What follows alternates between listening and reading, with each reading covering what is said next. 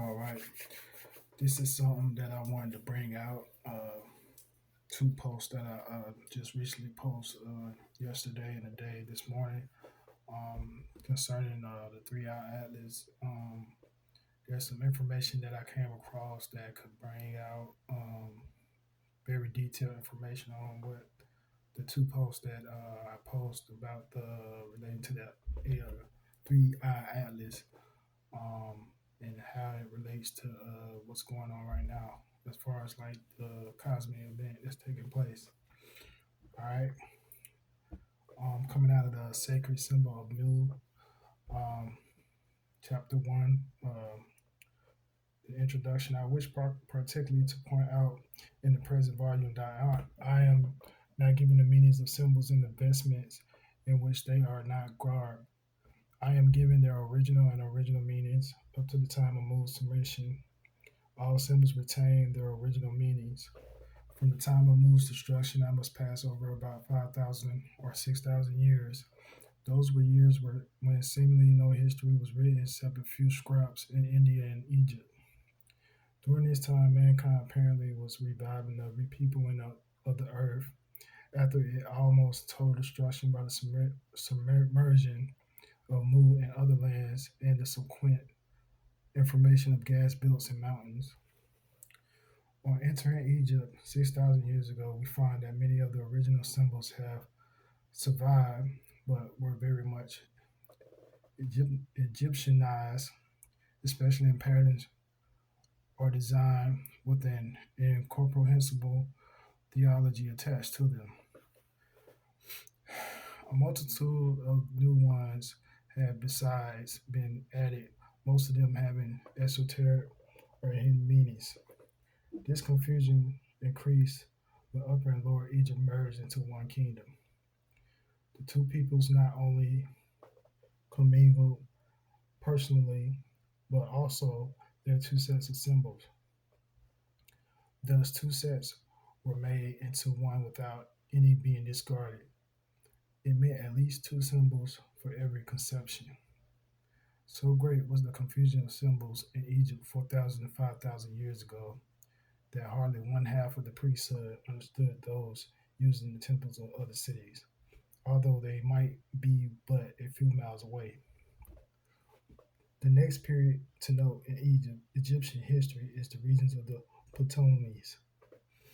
Many Greek philosophers then went to Egypt and were taught the Egyptian sacred mysteries. This knowledge they took back to Greece, commencing about 600 BC. In Greece, the sacred mysteries were Grecianized, uh, Grecianized, new names and further theology were added. The result generally was the creation of amusing myths. The familiar Grecian myths may therefore be said to be influenced by the legends and teachings of Egypt and India, just showing the connection between those two. Um, Keep that in mind. The next point to note is Mu's destruction, which removed her motherly control over religion and science throughout the world. The consequence was that each colony framed its own laws, at the same time making changes in religion to suit themselves. It is very noticeable among all ancient people that directly the control of the motherland was removed. Those countries began to fall back. As time went on, they so degenerated in science and religion that the teachings of the first great civilization were at least entirely forgotten and became a thing of the past. Myths, those shadows of the past, alone remain. Here and there, however, a celerity flowers strove to raise their heads out of the weeds which now choke the world's garden. So basically saying the world is like a garden um, based on the foundation being set and how it's supposed to be maintained, kept over time. All right, continuing on. Coming down to the present times, I find writers supposed to be scholars giving meanings to symbols that are purely mythical and the outcome. It may be of fantastic dreams and absolutely euronymous. Where they got their ideas, I cannot imagine. Certainly not from the ancient writings. The result is that science has drifted into an age of theories.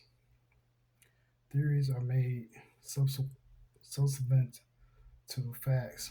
A fact cannot be a fact unless their crazy theories prove it. The more abstruse and bizarre the theory is, the more apparently it is scientifically thought of. A theory that is not even understood by the originator himself and by no one else on earth meets with scientific approval.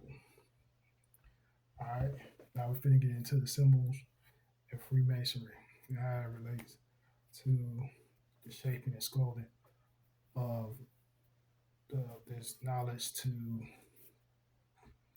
spread throughout the world, basically giving it order and instruction on how to navigate.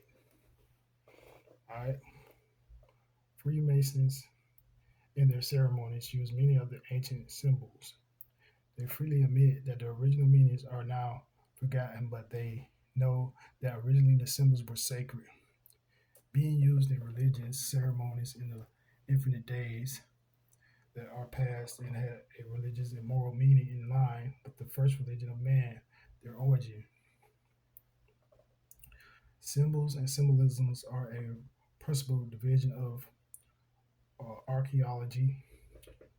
I am not a professional archaeologist, but I love the ancient and for over 50 years have been diligent in the study of it.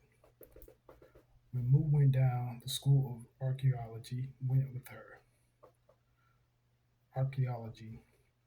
The date when archaeology was first studied reached back far back into the distant past. More than 15,000 years ago, the ancients had special colleges for its study. In these colleges, a very profound knowledge of their past was attained. The further we go back, the more profound we find the archaeological knowledge. Like all other ancient science, archaeology had a dark cloud cast over it when Mu, the motherland, sank, and the first great civilization was wiped out. Only seeds, remains of mankind were left here and there, out of which a new civilization was in time to develop. All right. It is virtually within memory of living man that the study of archaeology has been again undertaken. Those who today call themselves archaeologists are generally diggers of the remains of man who lived, say, from 1,000 to 5,000 years ago. These are but of yesterday in human history. Why do they not go back to the beginning as the ancients did 15,000 years ago? The archaeological study of the ancients included the whole history of man from his beginning 200,000 years before. If the archaeological evidence, I mean, astronomical evidence whereby such dates are computed may be accepted. So basically, it's just going into the uh, first 1,000 to 5,000 years, um, how human history began, and how it included the whole history of man from the beginning, which was 200,000 years before, and just bringing it up to date now. So, all right, let's continue. Archaeological embraces much more than it is thought to do. As the ancients studied it, it was a fantastic story. It may be deemed a religion, for at every step the student is confronted with words of a supreme conception, with symbols of the power and wisdom of the Creator. The sight caused him contemplation. Contemplation brings him in touch with the Supreme, the great architect, the builder of all. As the student progresses, he becomes aware that other branches of science are intimately connected with it: geology, chemistry, astronomy, and the cosmic forces. These must all be mastered to attain the full benefit of what has been written and left behind by our forefathers for us to act as guideposts to the greater knowledge. So, just going into the depths of what was left behind. All right, now we're going into nature. Nature shows man what is the origin of life. It shows man connection with the great source and the great cosmic forces which control the universe. It also shows the origin of these forces. Thus, archaeology is but one letter in the long word that unfolds the wonders and glories of creation. It brings man in closer touch with the Heavenly Father. Again, incidentally, it shows that true science is the twin sister of religion. They are inseparable, for without religion, man cannot comprehend the cosmic forces. And without fully comprehending these forces, he cannot approach the great divine love which rules the universe. The first chapters of the Bible were intended to teach man the workings of these cosmic forces. They failed to do so, however, because of the mistranslations of the uh, Mosaic writings, which were in the tongue and characters of the motherland and were copies of the sacred writings of Mu that Moses expounded when he was high priest of the temple at Sinai. That's important. Key word, key phrase. The esoteric temple writings of Egypt related to the cause of the flood, showing what the phenomenon actually was. So basically, uh, when we talk about within the science within, um, esoterically speaking, we're talking about relating the body to the functions of the of this planet, and basically, like uh, the situation with the flood and everything like that. We know that the body has a it's made of 75% water, and how like in science when like the flood relating to the rise of consciousness and the boat which is the ark, which is the safe haven to keep you protected as you go up in level. So basically, that's just a terminology. I'm just giving you an example of what it's showing. All right. So the esoteric temple writings of Egypt related the cause of the flood, showing what the phenomenon actually was. Whoever wrote these chapters, as we now have them, failed fully to understand the ancient form of writing. As present, man's failed fully to understand the symbols and symbolisms which were there correctly copied. All right. The early part of the Bible, therefore, has not fully carried out the purpose for which it was intended. The Bible Moses actually handed down was the sacred and inspired writings, the greatest and most profound work ever penned by man, containing science beyond the conception of present man. Nothing, however, is, it seems, forever lost, for in various parts of the earth, writings are being recovered, which, when put together, provide us with a great part of the original sacred inspired writings of Mu. That which has been recovered gives the account of creation down to the including the creation of man and of woman, the movements of all celestial bodies throughout the universe, the forces that are controlling their movements, and the source of these forces. Key, the, the origin of life and what life is, with the cause of the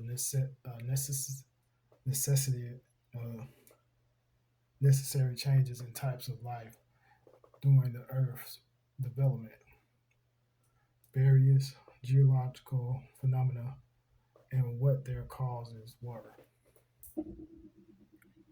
And there is finally the copying stone of the earth, man. I find a word frequently occurred in the Bible which is misappealed. I refer to miracle. There are no miracles. What seems miraculous is due to our ignorance. They are phenomena produced by the exercise of a man's own spiritual force, giving him at his creation. The sacred writings say that this force was given to man to enable him to rule the earth. Masters used their spiritual forces. Their works, not being understood by the multitude, were looked upon as miracles. Master was an ancient title bestowed on those who had mastered the use of the spiritual forces. Those who spend their time merely in unearthly objects of the ancients are not true archaeologists. They are only diggers or miners. The archaeologist reads what he finds written on stone and clay and informs the public what they say. A stone or plague of clay with writing on it is only a stone or dry mud, having no more value than any other curious stone until the inscription upon it is read. Then it becomes a page of written history and may be the means of revolutionizing the thought and teachings of present man. The value of archaeology is in this reading, thereby one gains a knowledge of the past. A voice is constantly calling, go forth into nature and learn her great truths and lessons. Nature is the great schoolhouse for higher learning. No authorities are found there to muddle us. Nature is the one and only authority. All right. Every old rock with its prickly, withered face, every fossil has its tale to tell. Every leaf on tree and shrub whispers a story. The universe, with its countless celestial bodies moving in perfect order and time, calls for observation and inspire a yearning to know the source of all. All these lessons are to be learned from nature to enable man in this life on earth to prepare himself for the next step in his everlasting life. All right. Now we're going into the origin of religion. What is religion? Max Muller says religion is a mental facility or faculty which is independent of nay, in spite of sense and reason, enables man to apprehend the infinite under different names and under various disguises. Without that faculty, no religion, not even the worship of idols and fetishes, would be possible. And if we will but listen attentively, we can hear in all religions a groaning of the spirit, a struggle to conceive the inconceivable, to utter the unutterable, a longing after the infinite and love of God. As soon as we know nothing, as soon as we know anything of the thoughts of man and his feelings, we find him in possession of religion. What's going on today. All the confusion and bumping heads and the division and separation. The intention of religion, whenever we find it, is always holy. However, imperfection of religion may be, it always places the human soul in the presence of God. And however imperfect and however childish the conception of God may be, it always expresses the highest ideal of perfection, which the human soul, for the time being, can reach and grasp. The period in man's history, which Max Muller here refers to as geological known at the Pelis, uh, Pleistocene period, coming after the submersion of Mu. Therefore, what he found were shadows of the sacred, inspired religion of the motherland, orally transmitted from father to son for thousands of years among the descendants of the remains, save when the mountains went up and class, uh, classmic waves of water flooded the lying lands. This is uh, corroborated in a paragraph where he says there was a primitive um, Aryan religion, a primitive Semitic religion, and a primitive Turanian religion. Therefore, before each of these primal races were broken up and became separate in language, worship, and national sentiment, the highest god received the same name in the ancient mythologies of India, Greece, Italy, and Germany. It was retained by them. The name was Darius in Sanskrit, Zeus in Greek, Jovius in Latin, and Tayu in German, Wotan. They bring before us all the vividness of an event which we witnessed but yesterday. The ancestors of the whole Aryan race, thousands of years it may be before Homer or the Veda, worship an unseen being under the self same name, the name of light and sky. Let us not turn away and say that this was, after all, but natural worship and ideology. I mean, idolatry. Uh, no, it was not meant for that, though it may have been degraded into that in later times. Darius did not mean the blue sky, nor simple the sky personified. It was meant for something else. It was meant. It was meant for something else. We have in the Veda the invocation. Darius, Peter, the Greek Zu, Pater, and the Latin Jupiter. And that means in these three languages, what is meant before these three languages were torn asunder. Heavenly Father. Let us go back to the time when the languages were still one.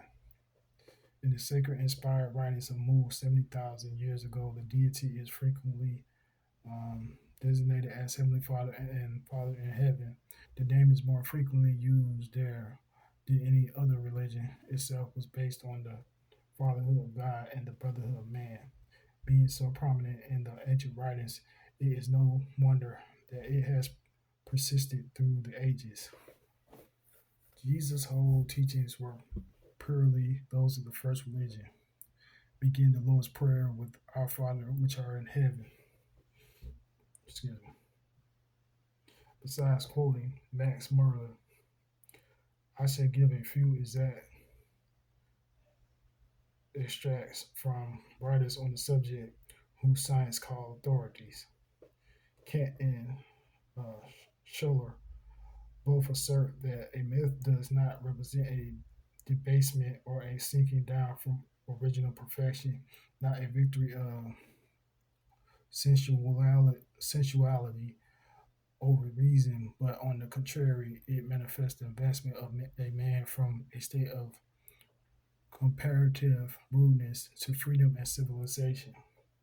I am not in accord with these ideas because common reasoning tells me that the case should be reversed.